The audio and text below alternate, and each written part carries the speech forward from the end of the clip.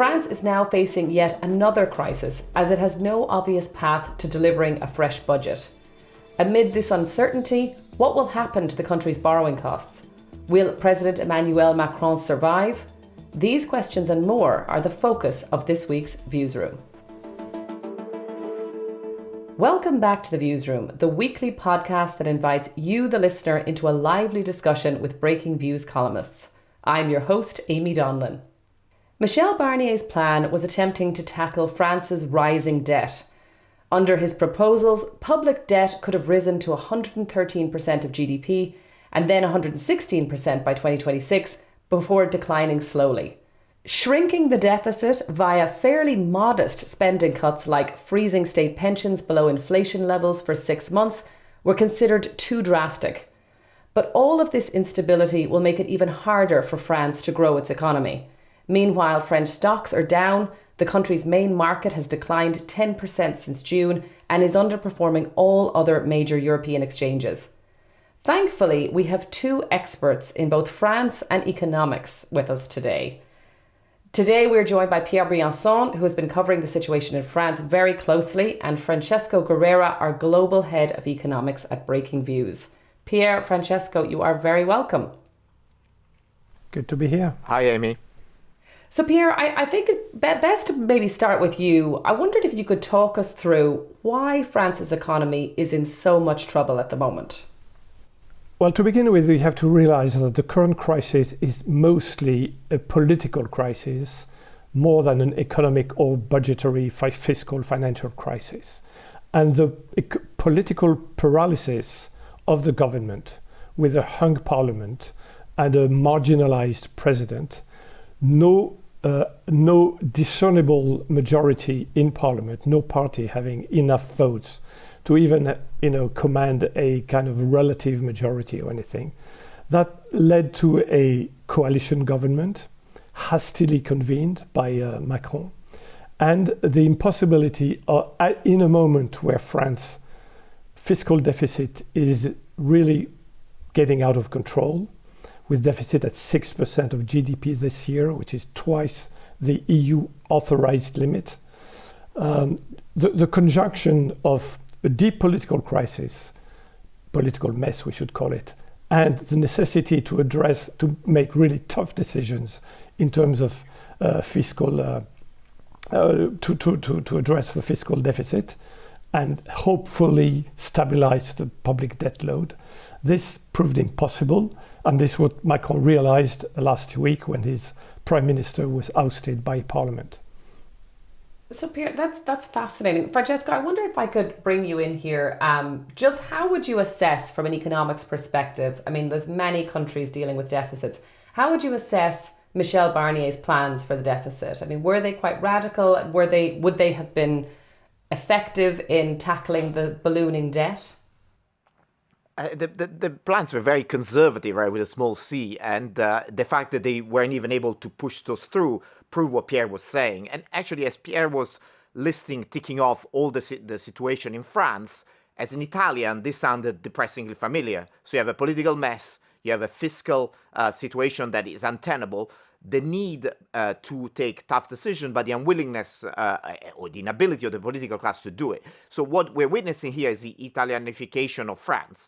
Now, the question is how much the markets take these parallels to the limit, right? So we've seen as a crisis in the bonds of France, in the government bonds of France, the spread, the distance between the yield between the French bonds and the German bonds has been widening, but we haven't seen any contagions to other European government bonds. We haven't seen a widespread bond crisis of the kind we witnessed in Europe in the 2010s. So at the moment, the situation, as far as the markets are concerned, is limited to France, which is the Eurozone's second largest economy, but it's not spreading to the rest of the Eurozone. That's the good news.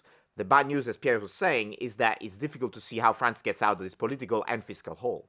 I think of that idea, though, of the Italianification of France is quite an interesting one, though, Francesco. And Pierre, I'd love to bring you in here as well.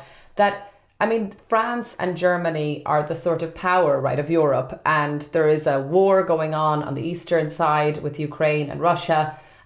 So having a weakened France is I would have thought problematic, given that we've got Donald Trump, who's obviously going to take a more kind of protectionist, I would say, not intervening in situations. I mean, how do you think that's likely to play out, having this quite big distraction of the economy for France? I think it's a major problem. Again, as Francesco pointed out, this is not a market crisis. We should discard any tempting analogy with the euro crisis from 12 years ago, Greece, etc. Forget about that. The spread widened a little bit. It has remained relatively stable in the last few weeks. But remember, thanks to the ECB, interest rates, so yields, absolute yields are declining in any case. So France is actually paying less to borrow than it did 2 months ago. So we're not talking about an immediate crisis, the euro imploding or anything. But this will have lasting economic consequences.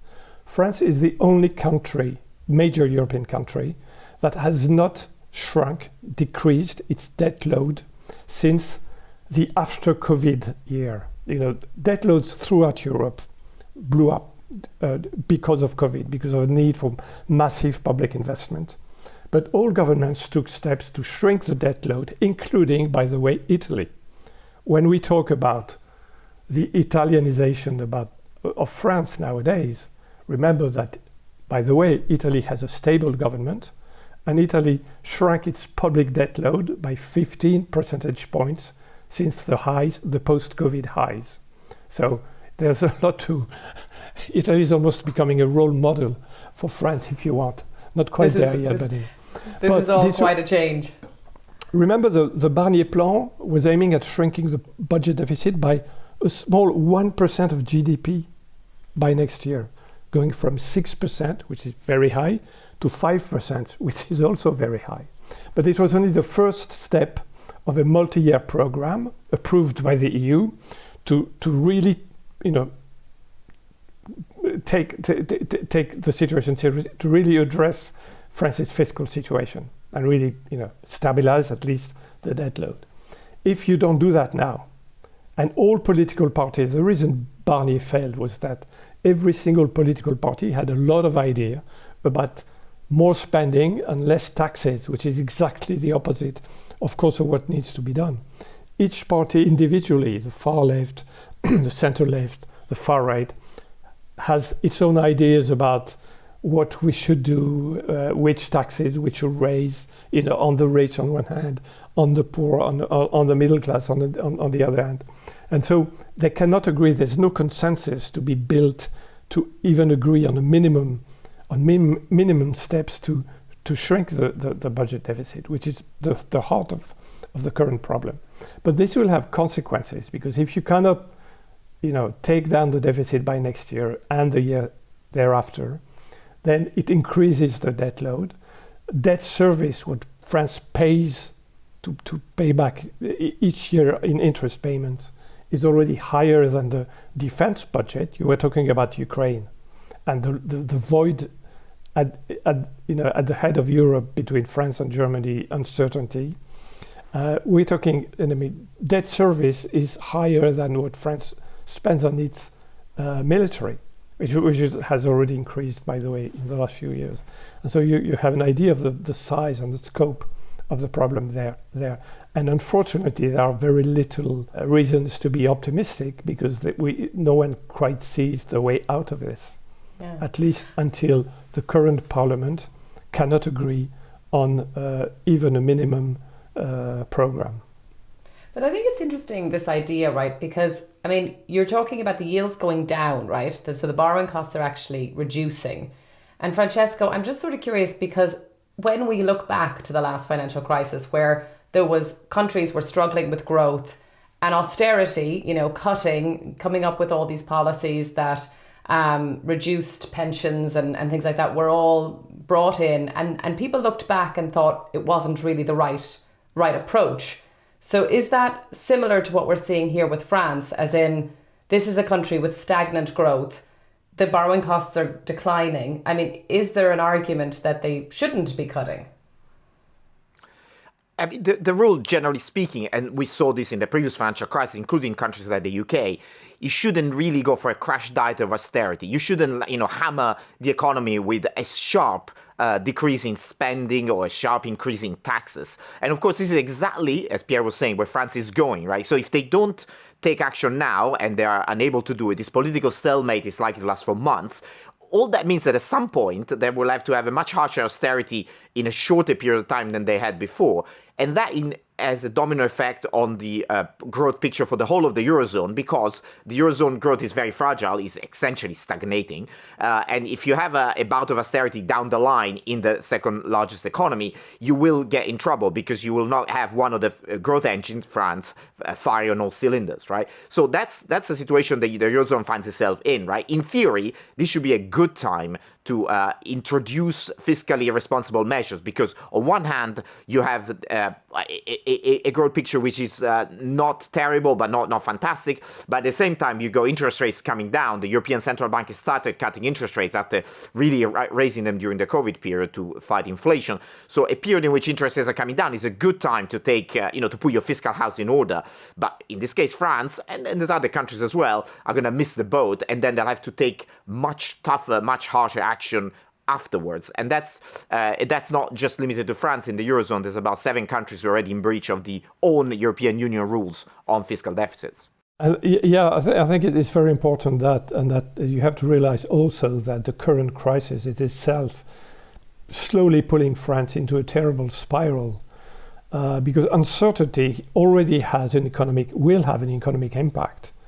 French households' savings rate is at 19%, which is the highest since the 1970s. It's already very high in the Eurozone at 15 to 16% on average, 19%. French businesses, would you invest in a country that doesn't have a government, doesn't know what to do with its finances? There are signs that foreign investors, they're not pulling out, but maybe they're not coming in. Already indications that Japanese investors are keeping away from French debt, but also you're talking about direct investment, etc. I mean, Macron had a big splash a few months ago, inviting all the big, CEOs from the world over, saying this is the time to invest in France, etc. Would you now, if you're looking at France, is it the time to do it? So it already has an impact down the road, less consumption, less investment. And so you see how things could turn sour economically very quickly. Yes. And Pierre, the idea of as well this instability, because there is one stable force, right, that has been in France for a long time now, which is Emmanuel Macron, the president. Where does he go from here? You mean stable from the institutional viewpoint? Yeah, and from the fact that he's been there, he's very much like a presence. He's been a sort of stable force all through COVID and prior to that as well. So as in, you have obviously his prime minister has resigned, or forced to resign. So what does this all mean for him? Well, it means that it was a big mistake, probably, that to call snap elections in June. No one understood why he did it, and he hasn't really explained what was he hasn't convinced, at least, on the rationale behind it. His only power is to appoint a new prime minister, and so to choose basically whether he wants to include the centre left, the Socialist Party, in a new government, but. Once he's done that, he has very little power in such a situation. He still has a big influence on foreign policy and defense policy, but in terms of domestic policy, this is the prime minister's remit. And so once he appoints a new prime minister, which says he will do in the next 48 hours, the big question for him is whether he tries to. He basically chose the center-right coalition with Barnier, with a tacit understanding that the far right of Marine Le Pen would not vote in non-confidence, would not agree on a non-confidence vote. This failed because, as we saw, Le Pen at the end decided to send the government home. If he broadens the coalition, trying to split the United Left and try to bring in the center-left socialists, he may have a chance to, the next prime minister may have a chance to come up with a budget that would at least last for the coming year. Because that's the sort of question I was wondering, is like, you mentioned, Pierre, that obviously lots of the other parties in France are coming up with plans that don't involve cuts, that, are, basically they keep things going as they are, keep spending. And Francesco, I wondered what happens if France is unable to pass a budget that does cut some of the spending, that does try and reduce the deficit.